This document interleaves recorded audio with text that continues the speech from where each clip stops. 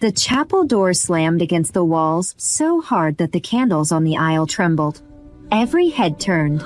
Amara froze at the altar, her wrist still marked from where two women had dragged her into the bridal room minutes earlier. Her veil sat crooked over tear-wet cheeks, her pregnant belly strained beneath the dress they had forced onto her. And beside her, 58-year-old Gideon Voss tightened his grip on her arm like she was property he had already paid for. Then the black-suited men entered. Not one, not two, an entire line of them. Cold-eyed, silent, precise. They split down the center aisle like a blade. And through them walked Kong Min-jae. His suit was black. His face was unreadable. His gaze was locked only on Amara. Not the guests. Not the priest.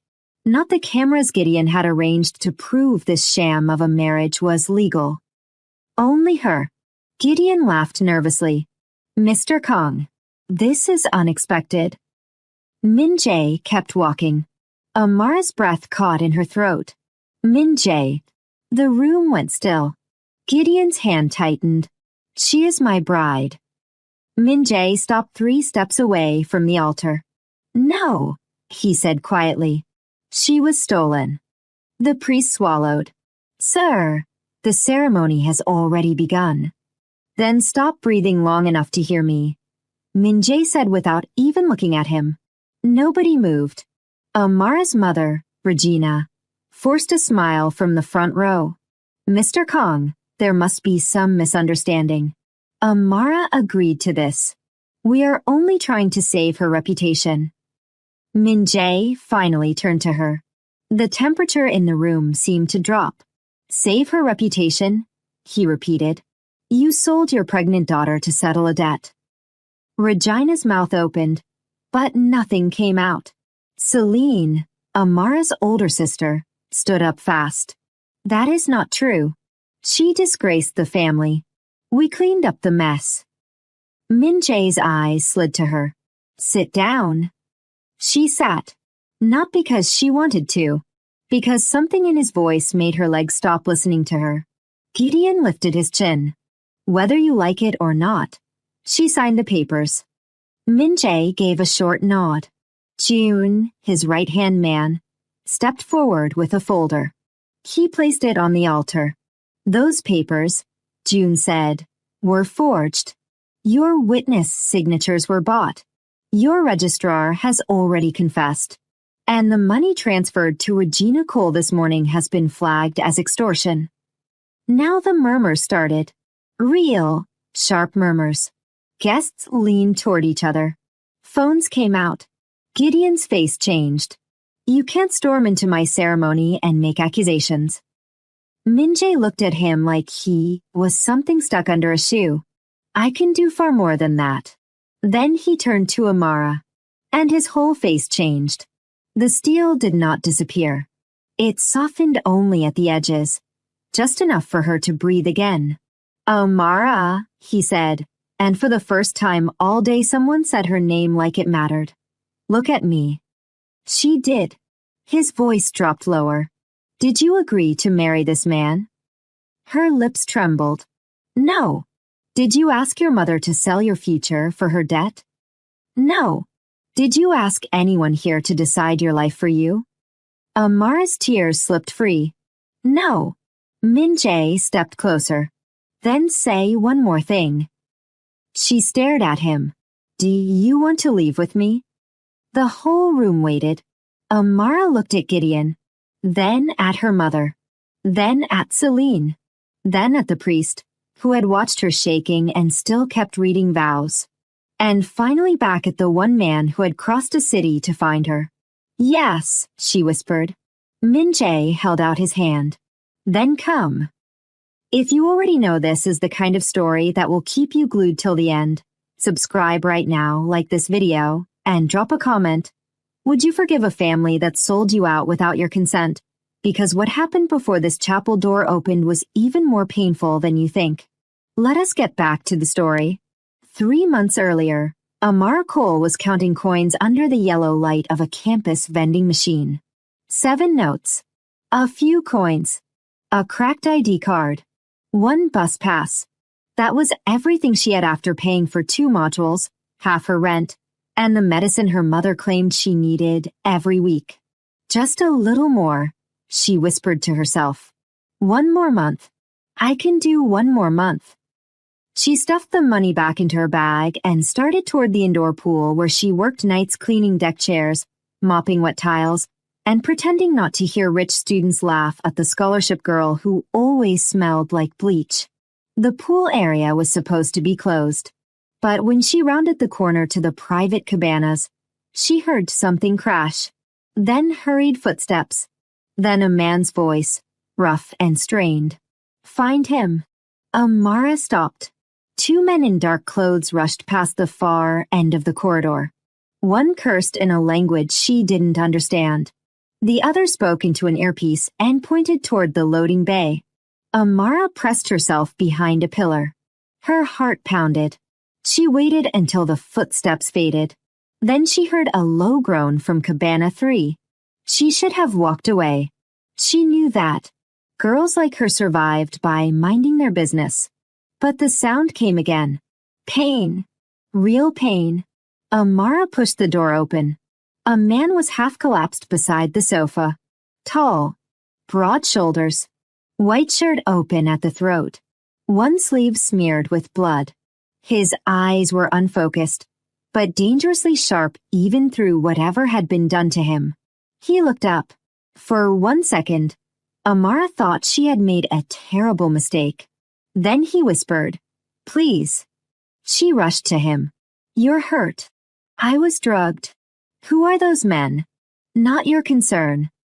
"Well, unfortunately, you are currently my concern because you are bleeding on a lounge chair."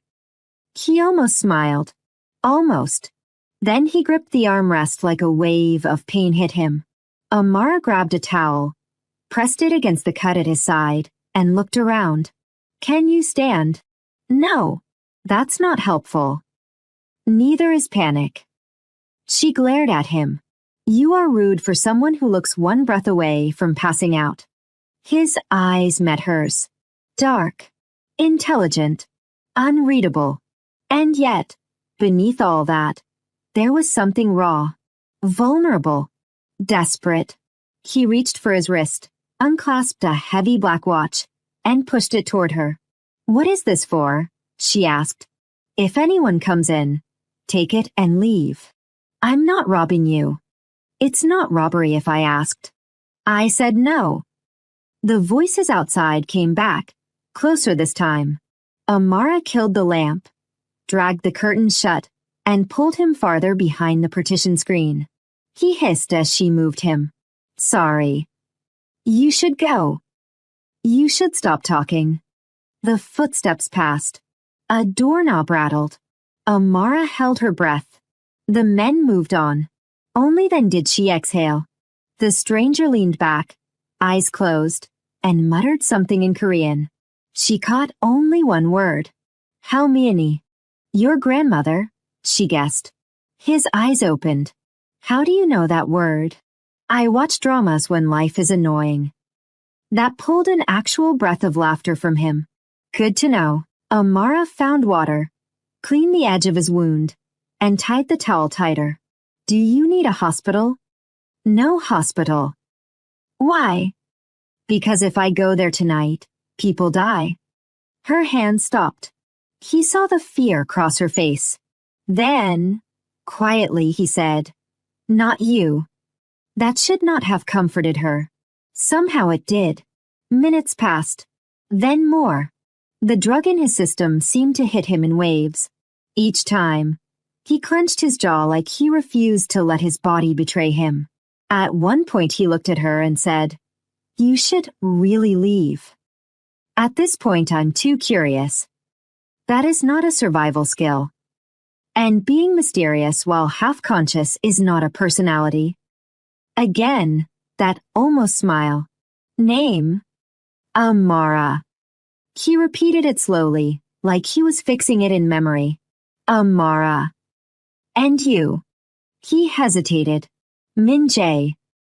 Outside, thunder rolled. Rain hit the glass walls of the cabana. Power flickered once. Then he leaned forward, breathing hard. "Listen carefully," he said. "If anyone asks, you never saw me.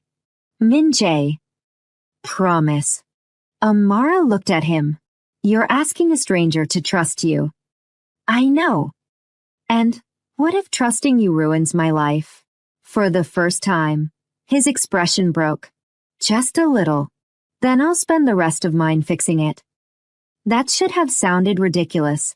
Instead, in the dark, with rain hammering the windows and danger circling outside, it sounded like the most honest thing anyone had ever said to her.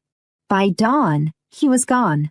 No note, no number, no explanation, just a bloodstained towel, a cabana that looked untouched, and the watch he had tried to force into her hand. Amara stood there with the watch in her palm and whispered, "Who are you?" She got her answer 2 weeks later. Not from him, from a test strip. She stared at it in the tiny bathroom she shared with her mother and sister. 2 lines.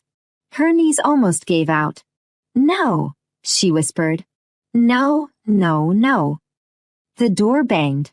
Celine's voice came from outside. "Why are you taking forever in there?" Amara shoved the test into her pocket, splashed water on her face, and opened the door. Celine, older by 4 years and sharper in every cool way, narrowed her eyes. "Why do you look sick?" "I'm tired." "You always look tired. This is different." "It's nothing." But Celine was not the kind of person who let nothing go. That night, while Amara slept, Celine went through her bag. In the morning, Regina stormed into the room, waving the test in one hand and Amara's diary in the other. "You filthy girl." Amara jolted upright. "Mom."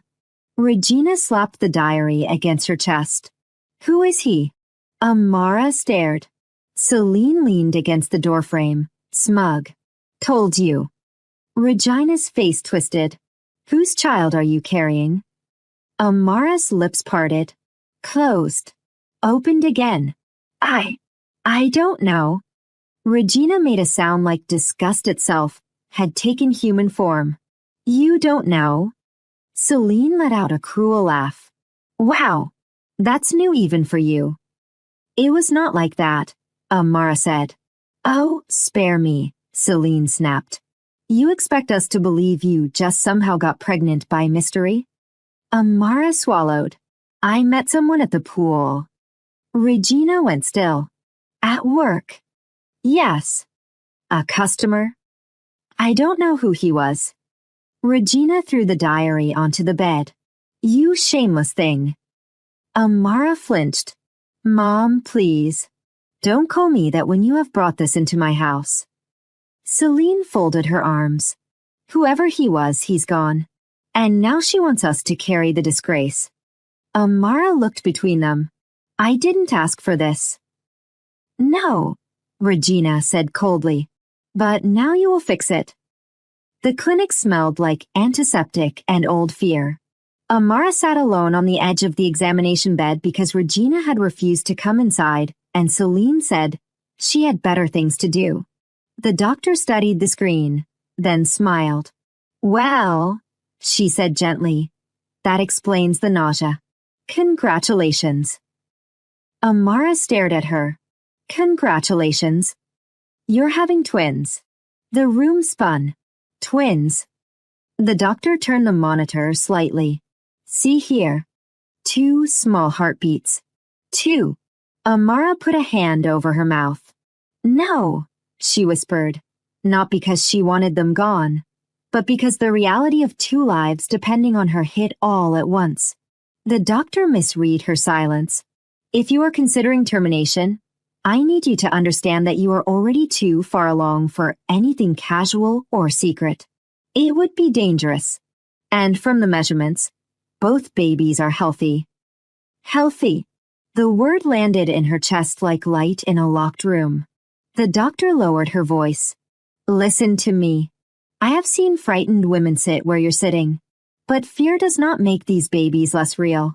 You need rest, nutrition, and money for proper care. Do you understand? Money. There it was. Always money. How much? Amara asked. The doctor named a number that made her stomach drop. Amara laughed once, without humor. That's impossible. Can the father help? Amara looked at the screen again. 2 heartbeats. She remembered rain on glass. A stranger whispering her name. A promise he made when half conscious. Then she said the truest thing she had. I don't know where he is. When she stepped out of the clinic, Regina snatched the envelope from her hand. Well, Amara held her breath. Twins. Even Celine looked shocked for half a second. Then Regina hardened. Fine. Then we get rid of both. Amara's hand flew protectively to her stomach. No. Regina took a step toward her. No. The doctor said it's risky. Then we find another doctor. No. Celine laughed. Since when do you get stubborn? Since I heard them. Regina's eyes narrowed. Them. Their heartbeats. For one flicker of a second, something almost human passed through Regina's face. Then it was gone. They will ruin your life. Amara lifted her chin, tears burning her eyes. Maybe, but they're still mine. That afternoon she went to a jeweler with the watch. The man behind the counter took one look and almost stopped breathing. Where did you get this? It was given to me. That watch is worth more than the store. Amara stared. What? He looked up sharply. If you stole it, leave now. I didn't steal it. Then whoever owns it is not a man you want to offend. She grabbed the watch and walked out with her heart in her throat. On the sidewalk, she nearly collided with an older woman stepping out of a black car. The woman would have fallen if Amara hadn't caught her elbow. My apologies, the woman said. Her voice was elegant, controlled, expensive in a way that had nothing to do with money and everything to do with power. It's okay, Amara said. The older woman's gaze dropped to the watch in Amara's hand. Everything changed. Where? She asked very softly. Did you get that? Amara hesitated. A man gave it to me. What man? I don't know. A silver-haired aide moved closer. Madam, perhaps we should. The woman raised a finger, and he stopped. Then she looked at Amara's face, at her worn shoes, at the clinic band still around her wrist. Are you in trouble? The woman asked. Amara almost lied. Instead, exhausted, ashamed, and cornered by life, she said, Yes. The woman's eyes sharpened. Tell me only what you need, she said. No drama. No lies. Amara swallowed. I need prenatal care. And I need tuition. And I don't have enough for either. How much? Amara named the amount in a whisper. The woman did not even blink. To you that amount sounds impossible, she said. To me it is lunch. Amara flushed. I can't just take your money. The woman extended her hand toward the watch. Then I will hold this as collateral. You think I'm telling the truth? The woman's mouth curved slightly. No, I think the watch is. She nodded to her aide. June. Transfer the amount. The money hit Amara's account before she fully processed what was happening. Her eyes widened. Why are you helping me? The woman kept looking at the watch. Because some objects do not end up in the wrong hands by accident.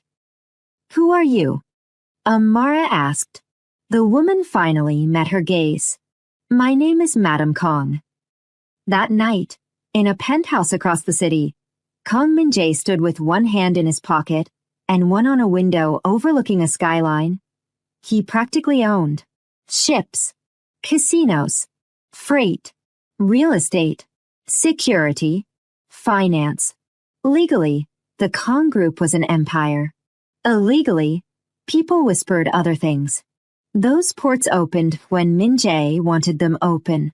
That enemies disappeared from negotiations after one dinner with him. That entire families changed their names to avoid his attention. He hated most rumors. He found this one useful.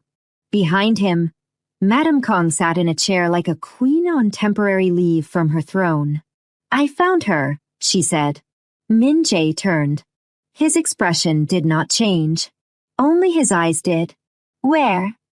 Patience. Grandmother. She's pregnant.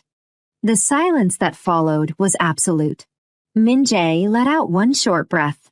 That's not possible. Madame Kong lifted the watch onto the table between them. He stared at it, then at her, then back at the watch. She had this. Yes. How far along? Far enough to hear heartbeats. Heartbeats. Plural. Min Jae's jaw tightened. You're certain? Madame Kong nodded once. Twins. He laughed once, hollow with disbelief. Our family fought infertility for 2 generations. And now, Madame Kong said, Destiny got bored. Min Jae went still. Does she know who I am? No. Good. Madame Kong arched a brow. You don't want to meet the mother of your children? I want to meet her before my name does. His grandmother studied him. Min Jae. He said nothing. You were drugged that night. Cornered. Betrayed. But I know your face when a woman means nothing to you. And I know your face when a woman stays in your mind. Which was she? He looked away first. That was answer enough. Madame Kong smiled faintly. Bring the car. Back in the coal house. The money lasted less than a day before Regina saw the bank alert. She cornered Amara in the kitchen. Where did this come from? It's for my care. Regina snatched the phone. Your care? I need medicine. We have rent. Your sister needs new clothes. Celine walked in at that exact moment. And I do not take hand-me-down embarrassment. Amara reached for the phone. Give it back. Regina slapped her hand away. I gave birth to you. Everything you have came through me. No, Amara said, voice shaking. Not this. Regina stared at her like she had just committed treason. Then she smiled. A terrible smile. Do you remember Gideon Voss? She asked. Amara felt cold all over. Mom. He saw you last month. He likes quiet girls. Says they make loyal wives. Celine snorted. And he is old, rich, and desperate. Pretty perfect, if you ask me. He's disgusting. Regina's voice sharpened. He is willing to pay. Pay. Regina leaned in. You are already pregnant. Stop pretending dignity is still on the table. The words hit harder than any slap. Amara backed away. I'm not marrying that man. You will if I say you will. No. Celine rolled her eyes. You act like you still have choices. I do. Regina's face turned flat. Then choose this family for once. Amara laughed, and it broke on the way out. This family? Regina raised her hand again, but this time Amara caught her wrist. All 3 women went still. Amara's voice came out low and shaking. You will not touch me again. Regina yanked back as if burned. That night the shouting got worse. By morning it got violent. Amara woke to fingers in her hair. Celine dragged her half out of bed. Get up. What are you doing? Regina stood in the doorway holding a metal tray, a bottle, and a towel. Fear shot through Amara so fast it was almost sound. Mom. Regina's face was set. We are ending this. Amara kicked free and scrambled backward. No. You think I will let you ruin us? You're going to kill them. I am saving you. Celine grabbed one arm. Stop fighting. Amara screamed. Regina moved closer. The tray rattled in her hand. Outside, a car door slammed. Then heavy footsteps. Then the front door exploded inward. Every head in the room snapped toward the hall. June entered first, followed by two security men. And behind them, Min Jae. He took in the scene in one glance.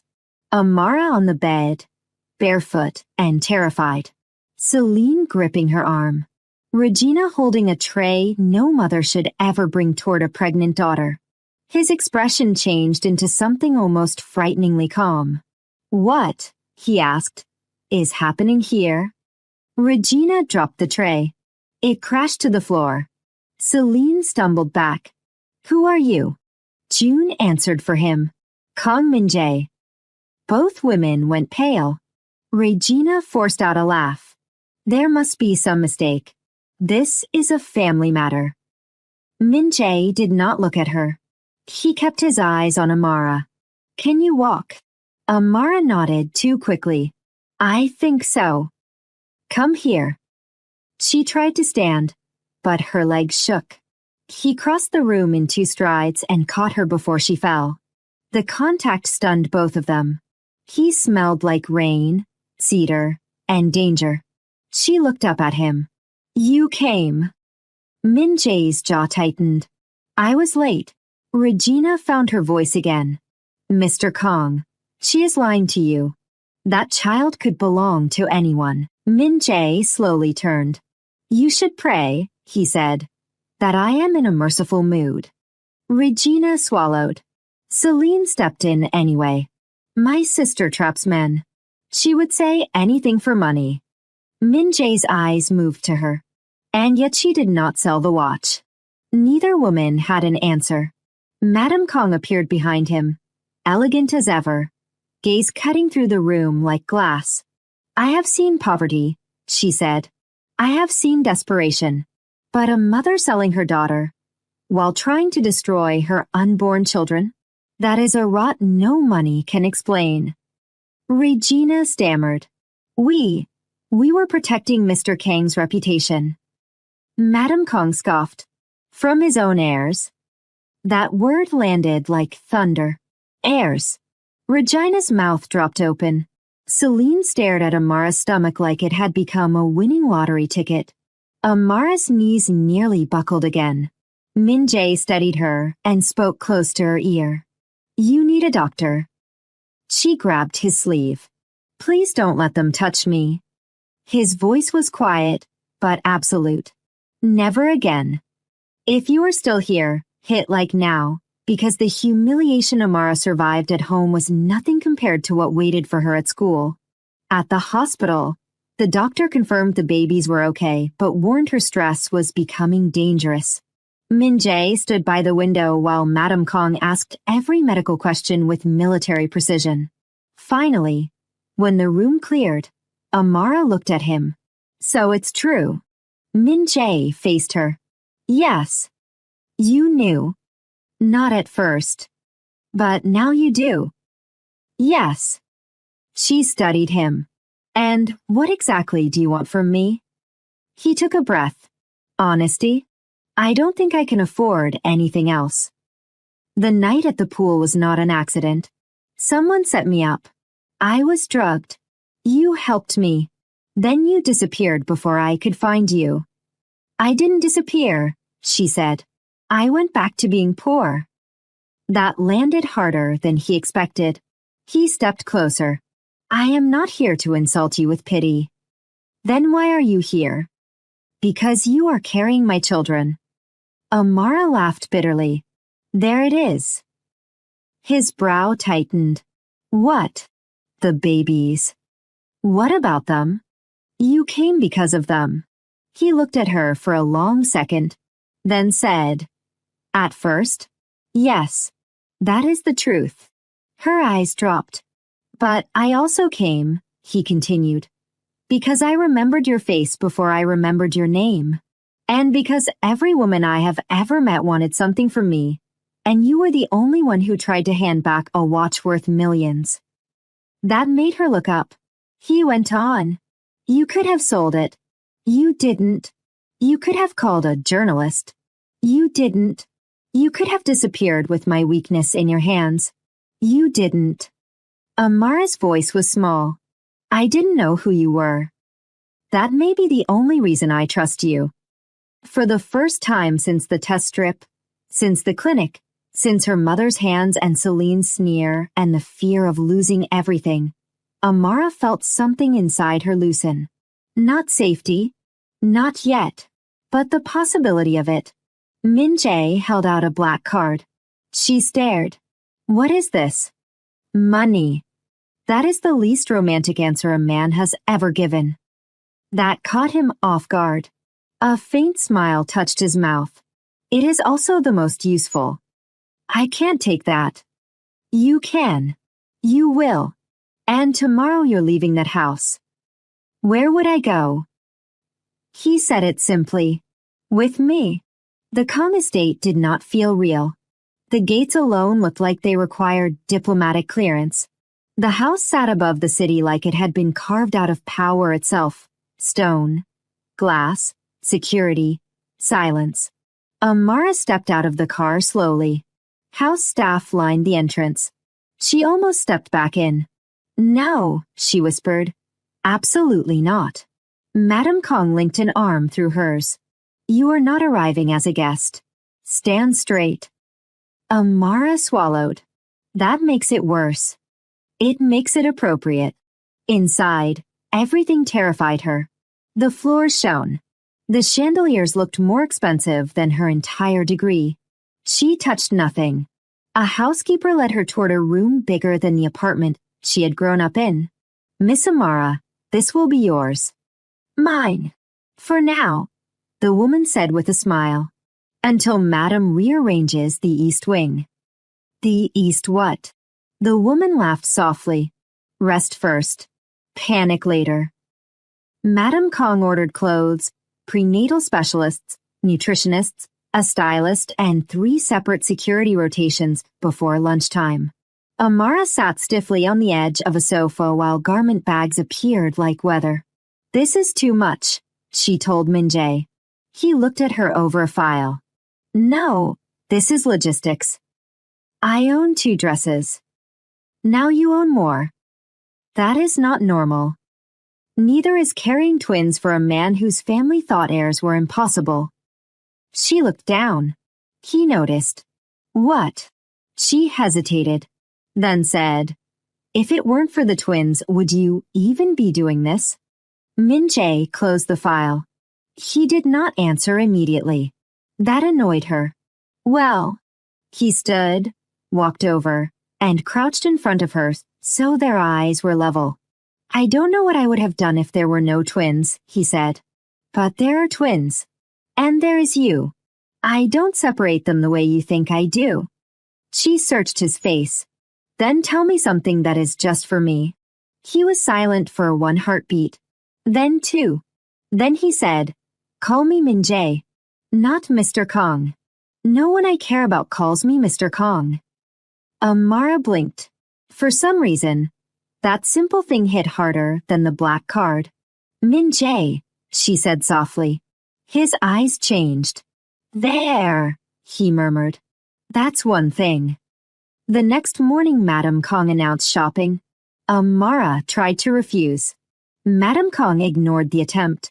3 hours later, Amara stood in front of a mirror wearing a cream dress she would never have touched in another life. It's too expensive, she said. Everything worth having is. Madame Kong replied. Is that wisdom or a threat? Both. Even Min-jae, who had come only to sign something and leave, paused when he saw her. Amara noticed. What? She asked. Nothing. That sounded like something. He glanced away. It suits you. Madame Kong smirked openly. My grandson has the emotional vocabulary of a locked vault. What he means is that he cannot stop looking at you. Grandmother. What? Am I wrong? Min-jae gave her a look. Madame Kong turned to Amara. You see, this is how he behaves when he likes someone. Cold, quiet, and suddenly offended by oxygen. Amara laughed before she could stop herself. And Min-jae, hearing that sound, looked at her like he had just remembered why men built cities and burned kingdoms. The peace lasted 4 days. On the 5th, Amara asked to go back to school. Madame Kong objected. Min-jae objected more quietly. Amara stood her ground. I am not a decorative emergency, she said. I have exams. I have a life. You had a life, Madame Kong said. Now you have security. That is not the same thing. Min-jae watched her, then asked, Do you really want to go back? Yes. Even knowing people will talk. They already do. Even knowing my name may make it worse. She lifted her chin, then let them choke on it. A slow smile touched his face. Fine. Madame Kong sighed dramatically. I am outnumbered by stubborn people. Before school, Min-jae handed Amara another card. She recoiled. Again. Pocket money. Pocket money? Min-jae, this card could start a small nation. It could start a medium one. She stared at him. Do you ever hear yourself? Rarely. Despite herself, she smiled. Then he stepped closer and adjusted the collar of her coat, fingers brushing her shoulder. The contact lasted 1 second too long. Or maybe exactly the right amount. June will take you, he said quietly. Security stays close. If anyone disrespects you, call me. Amara tried to lighten the moment. What will you do? Buy the school? He did not smile. If necessary. She realized he meant it. And for some reason, that did not frighten her as much as it should have. The school parking lot fell silent when Amara stepped out of the car. It was not because she looked beautiful, though she did. It was because she had left campus months earlier as a tired scholarship girl in worn shoes and now returned in a car no student should have been able to identify, but every rich student immediately did. Whispers started before she reached the main building. That's a Kong motorcade. No way. Why is she dressed like that? Isn't that the pregnant girl? Celine's friend Mara saw her first. Then Elena Baird. Elena was beautiful in the polished, expensive way that usually came with practice and good lighting. Daughter of the Baird group. Campus royalty. The girl everyone assumed Min-jae would eventually marry because their families did business and powerful people loved predictable endings. Elena's eyes narrowed the second she saw Amara. Interesting, she said.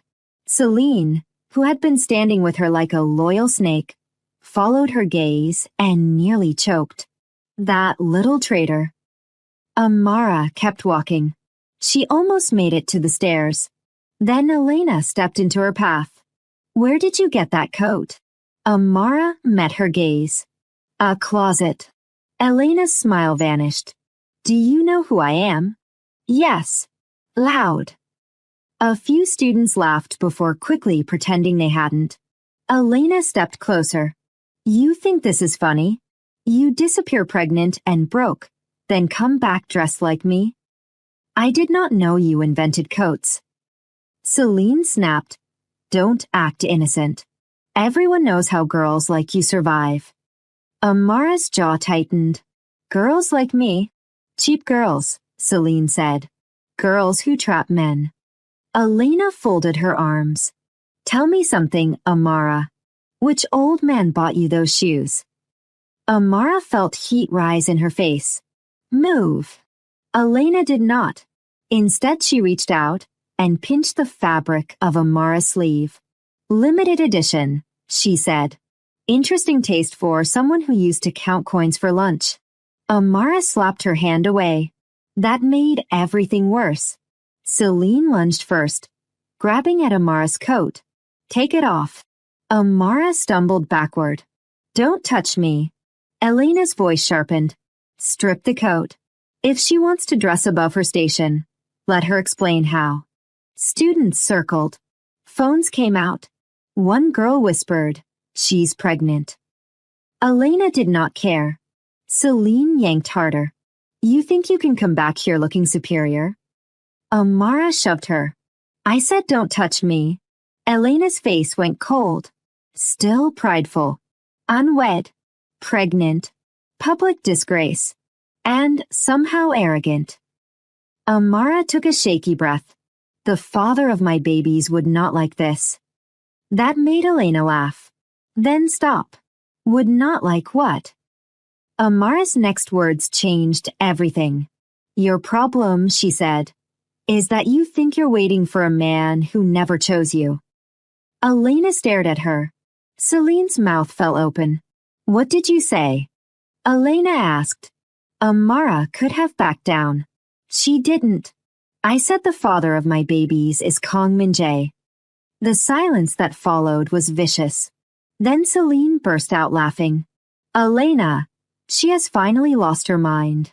Students laughed too, relieved by the permission. Elena leaned forward. Say that again. Amara held her ground. You heard me. Elena's eyes flashed. Do you know who Min-jae is? Yes. And you expect me to believe he touched you? Amara said nothing. That silence was worse than an answer. Elena's voice dropped low. Listen to me carefully. My family is finalizing a deal with the Kong Group. In 3 days, Min-jae is giving a speech here on campus. If I hear your name near that event, I will ruin what little life you have left. She stepped closer. And if you ever say that child is his again, I'll make sure no one believes a word out of your mouth. Then she smiled for the crowd. Girls, she said lightly, we're done here. Let her keep the coat. Pity is warmer than cashmere. The crowd laughed. Amara stood still until they left. Only when they were gone did she realize her hands were shaking. At dinner that night, Madame Kong noticed immediately. What happened? Nothing. Lies are ugly on beautiful people, Madame Kong said. Amara looked away. Min-jae set down his glass. Amara. She hated how gently he said her name when he wanted the truth. It was school. His face hardened. Who? It doesn't matter. It matters to me. She looked at him. Really looked. At the quiet force in his shoulders. The anger he was holding back only because she was scared enough already. Then the words came. Do you know what's exhausting? She asked. Being insulted by poor people is one thing. Being insulted by rich people is a profession. They don't even shout. They smile while they cut. Madame Kong went still. Min-jae's voice lowered. What did they say? Amara laughed weakly. That I trapped someone. That I slept my way into designer clothes. That I'm shameless. Names, Min-jae said. She shook her head. No. Amara. No. Because then you'll fix it with money and fear and power. And tomorrow I'll still have to wake up as the girl people whispered about. He stared at her.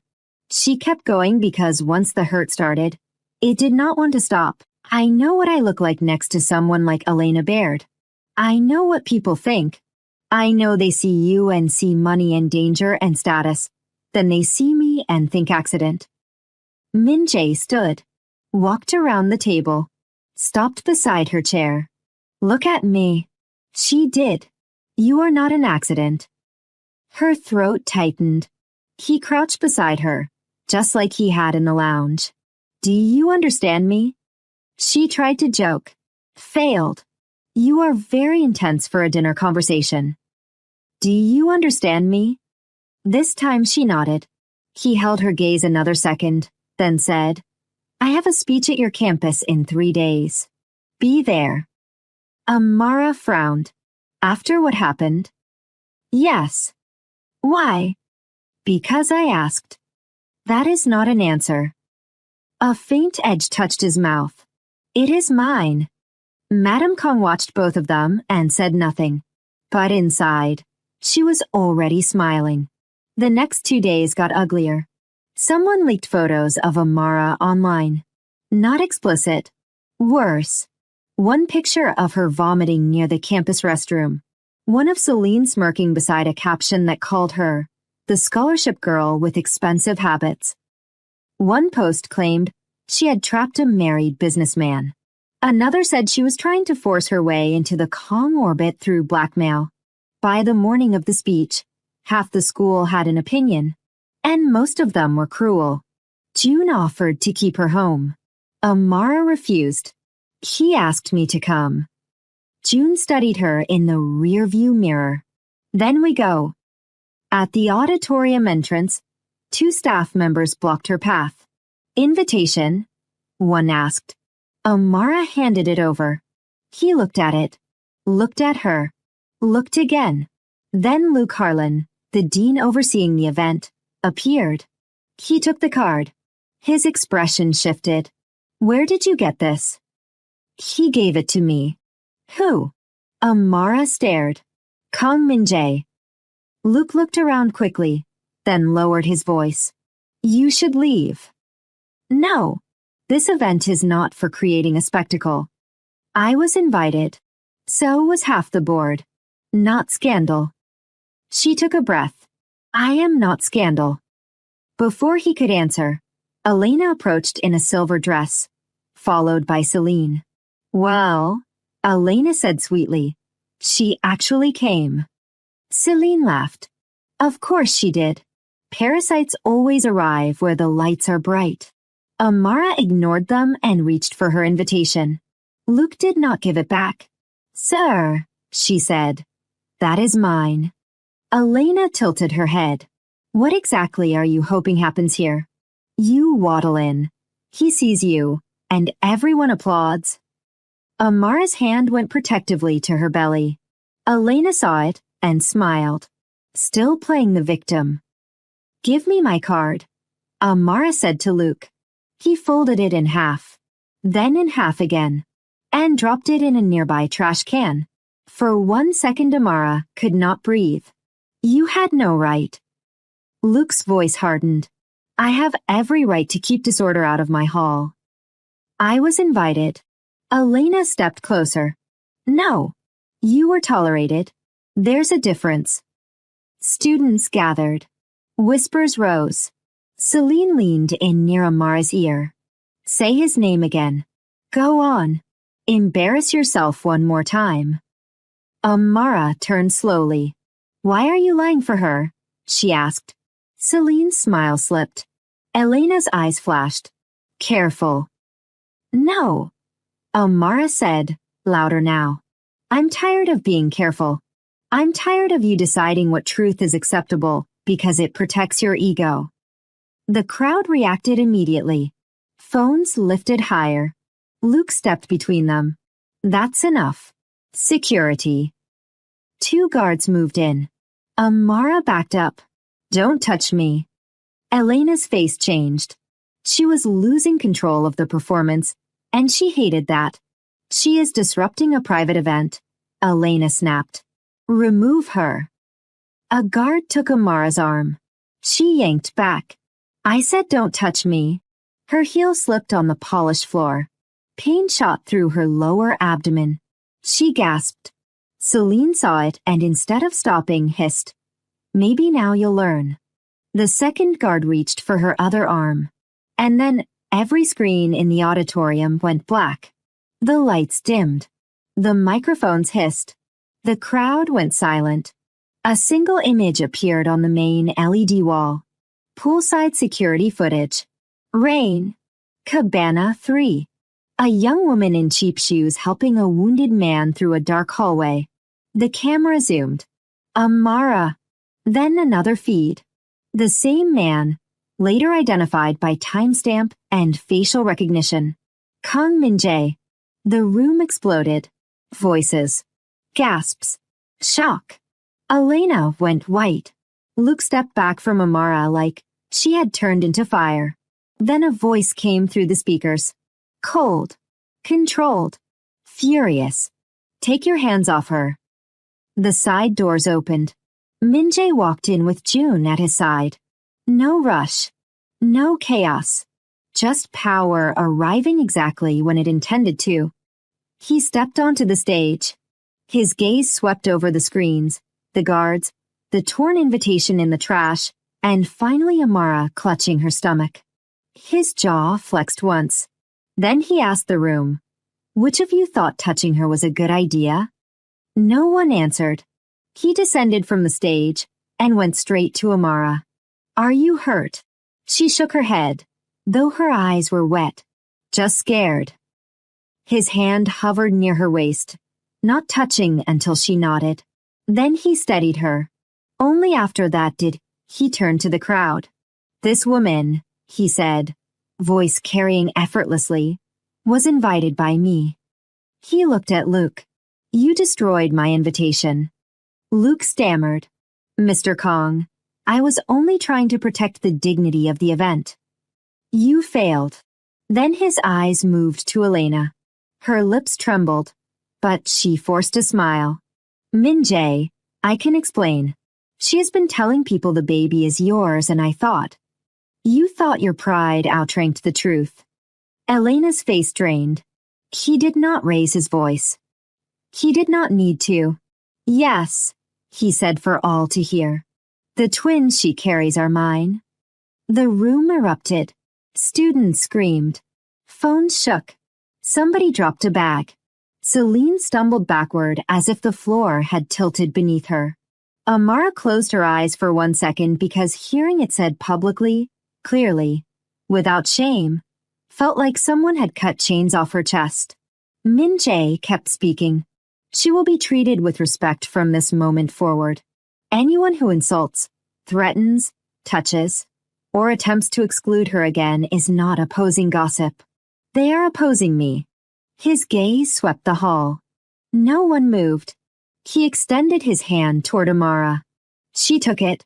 Then, right there in front of everyone who had whispered, laughed, sneered, and tried to drive her out, Min-jae bent slightly and said into the microphone.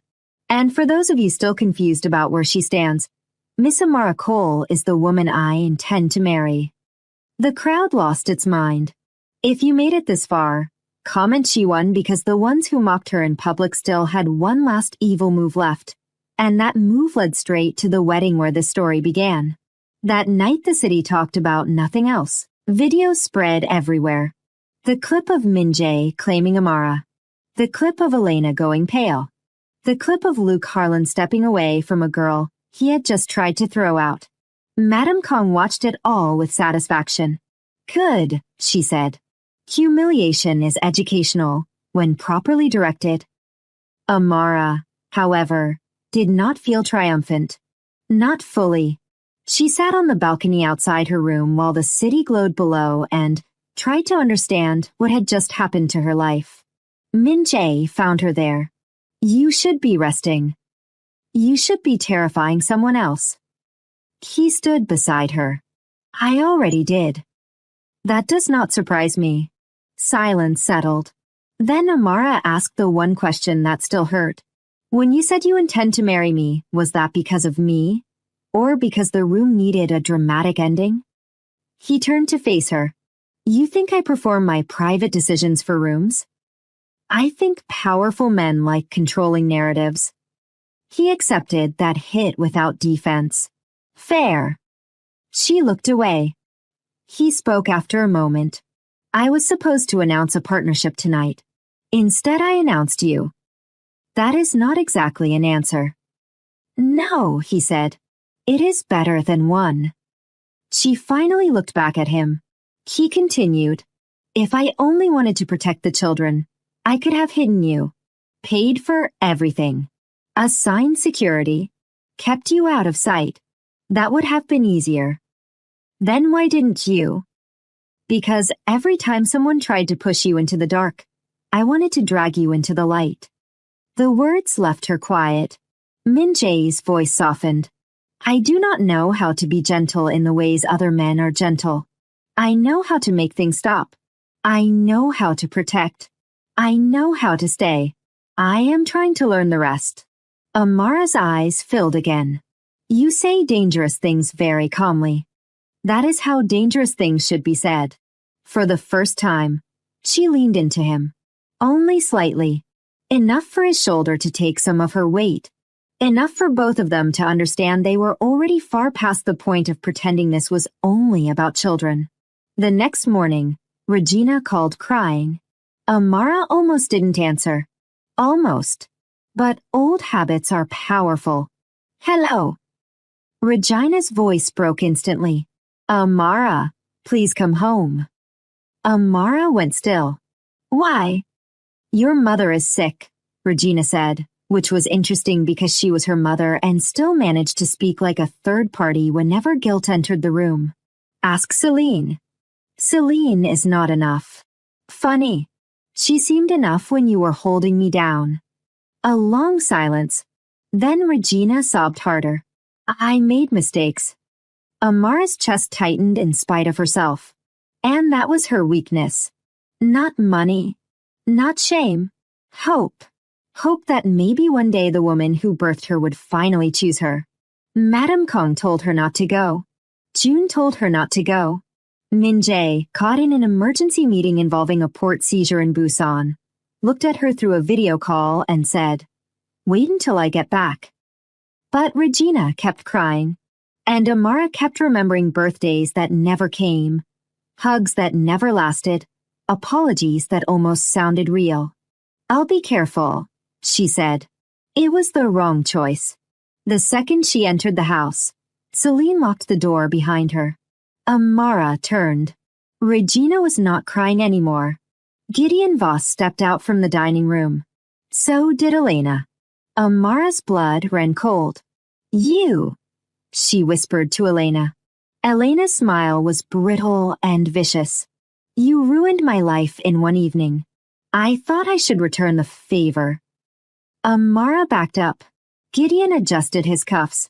No need to be dramatic. The venue is ready. Regina said, You should have just agreed the first time. You called me here to sell me? Regina snapped. You were already leaving us for that man, after you tried to kill my babies. Celine rolled her eyes. Can you stop making everything emotional? Sign the marriage document, settle the debt, and move on. Amara laughed in disbelief. Move on. Gideon stepped closer. You are publicly tainted. I am offering you legitimacy. Amara's face twisted. You are offering me prison in heels. Elena's voice turned cold. Enough. We do this now. Amara ran. She made it 3 steps before Celine grabbed her hair. The room dissolved into struggle, shouting, hands, cloth, panic. By the time they got her into the bridal room, the guests were already arriving at the chapel next door. Gideon wanted this ceremony filmed. He wanted proof. He wanted her cornered before Min Jae could make their announcement official. Regina stood over Amara while 2 women pinned the dress into place. Stop crying, she said. You'll ruin your face. Amara looked at her through tears. You are not my mother. The words landed. Regina slapped her. Hard. Amara's head snapped sideways. Then Regina whispered, Today you learn that love does not feed families. Money does. Celine fixed Amara's veil and said, Honestly, you should thank us. Gideon is rich, and old men die. Elena laughed. Amara stared at her reflection. A bride without consent. A daughter without a home. A woman carrying twins while everyone around her calculated profit. Then the music started, and they dragged her out. Which brings us back to the chapel. Back to the aisle. Back to Min Jae's hand stretched toward her. When Amara stepped away from Gideon and took that hand, the room broke into chaos. Gideon shouted. Regina lunged. Celine screamed that none of this was legal. Elena tried to slip out a side door until June blocked it. Madame Kong entered at last, late only because she preferred dramatic timing, and surveyed the room with contempt. What an ugly wedding, she said. Min Jae kept Amara behind him and addressed Gideon first. You coerced a pregnant woman into marriage. She owes me. No, her mother owes you. Same difference.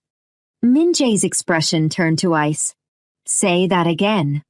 Gideon suddenly realized the room had turned against him. Not morally. Practically. The guests were no longer witnesses to his triumph. They were witnesses to his downfall. June handed Min-jae another document. Min-jae opened it, glanced through it, then looked at Regina. You borrowed against a house you do not own, forged your daughter's signature on a transfer deed, and accepted payment in exchange for a marriage contract. That is fraud, trafficking, and conspiracy. Regina's face emptied. Celine whispered, Mom. Madame Kong smiled without warmth. I do enjoy when the law becomes useful. Elena tried again. Min-jae, listen to me. This got out of hand. I was angry, yes, but only because I care about you. Min-jae finally turned to her. You care about possession, he said. Not me. Her eyes filled. That is not fair. Neither is trying to destroy a woman because I did not choose you. The sentence cut deep because it was true and public. Elena shook her head. She trapped you. Min-jae's voice dropped. No. She helped me when I was at my weakest and asked for nothing. He glanced back at Amara. More than I can say for most people in this room. Gideon, desperate, grabbed the priest's Bible from the altar and shouted, This ceremony is valid if she says yes. Amara went still. Min-jae looked at her. The whole room waited. Gideon pointed at her belly. Think carefully. I can still make this easier for you than he can. Min-jae's jaw flexed, but he said nothing. He let her speak. That mattered.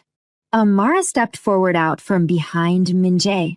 Her voice shook, but it held. I was mocked when I was poor. I was mocked when I was pregnant. I was mocked when I told the truth.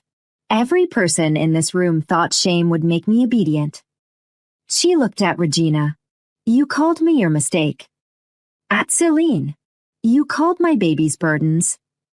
At Elena. You called me unworthy of being seen. At Gideon. You thought hunger would make me sell myself. Then she turned to Min-jae. Her whole face changed. And you asked me one question no one else asked me. Min-jae's eyes stayed on hers.